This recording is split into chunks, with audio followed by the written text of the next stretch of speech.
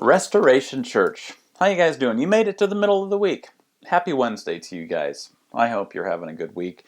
It's starting to look a lot more like wintertime outside, which is why you see this pipe behind me right now. I just kind of burped and talked at the same time. That was gross. This pipe right behind me. And my office is very chilly. And what happens is when you convert an old shed into an office, which is what I have done at my house, it turns out that it still gets to be a little bit drafty. And my little space heater right there, that's hard to point to, right there. I don't know. You know where I'm pointing over the opposite. There we go, right there. Uh, Sometimes you can't get your brain to work the way you want it to. That little space heater wasn't cutting it for us, and us being me, and so I got this little potbelly stove and made it nice and toasty in here. So now it's a nice warm, like 80 degrees as opposed to less than 70. So, and drafty. So that was no good. Anyway, middle of the week. Hope you guys are having a good week. It's an interesting time that we live in, isn't it? Talking about giving up our rights from this past Sunday, and I knew in the back of my mind that this was going to be a touchy subject. I knew that while I was preaching it, I felt the heaviness of it, and it was kind of unexpected, honestly, for me. I couldn't place why I was feeling the way that I was feeling after preaching it. I was like, oh, that was a pretty heavy message about giving up our rights, and I just want to clarify a couple of things when we talk about giving up our rights. First of all, I know that it's a touchy subject, and I think that the subject is touchy for a couple of reasons. Number one is we don't hear this very much. At least I don't know. Maybe it's just being a worship pastor in the past. A lot of worship songs deal with, oh, bless me, make sure that I get my blessing.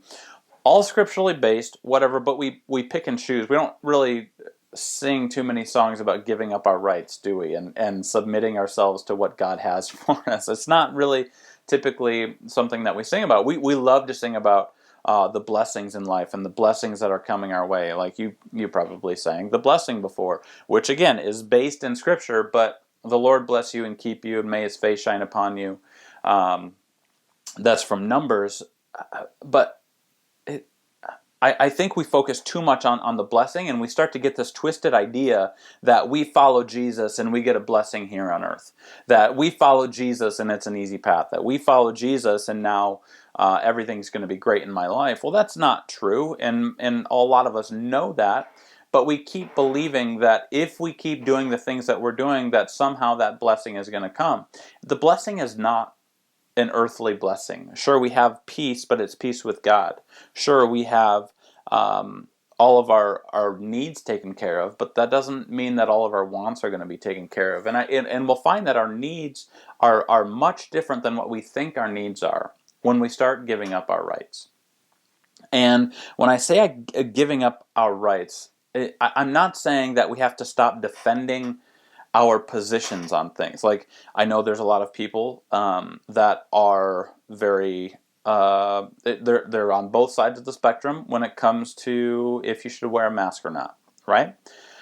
Or is the country going down in flames? Or whatever. I mean, whatever you want to believe. Should we open businesses back up? Any of those things. I'm not saying that you have to stop defending your rights or defending your position on those things, but giving up your rights means submitting yourself to how someone is going to take what you say. And maybe giving up my rights means that I'm no longer going to put those things out there on social media. I'm going to have some conversations with people in a very loving and respectful way. Giving up our rights means submitting to how someone is going to respond to my position. Does that make sense? I hope that makes sense to you.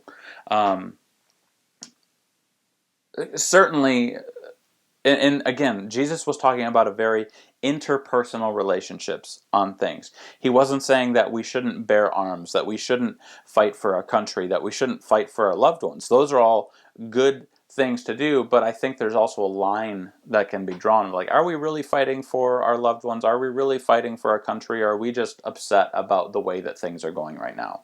And I think that's a big distinction. And I think we need to be honest with ourselves. That giving up our rights means submitting to God and to one another. And I think if we find that we live that way, I think that's when we're going to find peace. I think that's when we're going to find joy. That's when we're going to find hope, and that's when we're going to find love, is by doing all of these things. There's stories out there that say that the silliness of saying that I'm going to give up my rights to an extent of where an intruder comes into my home and is going to kill my wife and kids. Giving up my right, I know that's an extreme example, but giving up my rights does not mean that I have to let that intruder kill my family. I mean, that's just a given, right? I hope that's a given, and I know it's not a given because there's religions that believe. In fact, there was, I believe it was Gandhi, who said that when the Holocaust was happening, he said something about how they need to surrender themselves continually, and if it means that they die, then it means that they die. And I fundamentally don't agree with that. I think there's a time and a place to protect ourselves, but we all know that I'm not talking, I hope we all know that I'm not talking about those things. So when I'm talking about giving up our rights, I'm talking about giving up your rights for the sake of another human being that is offending you. What does that look like? What does it mean to no longer retaliate against someone? What does it mean to no longer keep hoarding my time and my money and my things, right? We talked about those 4 things. We talked about retaliation, denying my rights to retaliation, to things, to time, and to money, because those are the things that Jesus hit.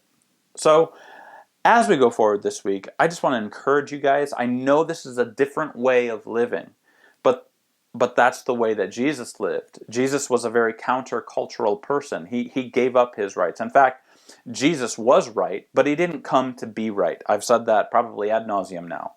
That Jesus came to the earth not to be right, but to save.